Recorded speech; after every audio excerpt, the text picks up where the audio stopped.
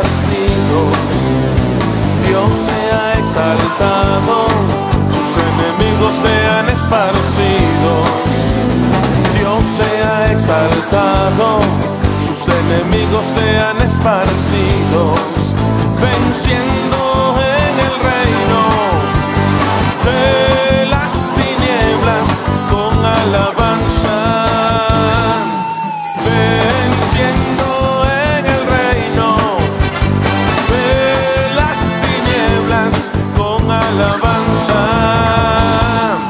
Subiré a las montañas, gritaré a las naciones, que el reino de las tinieblas está cayendo.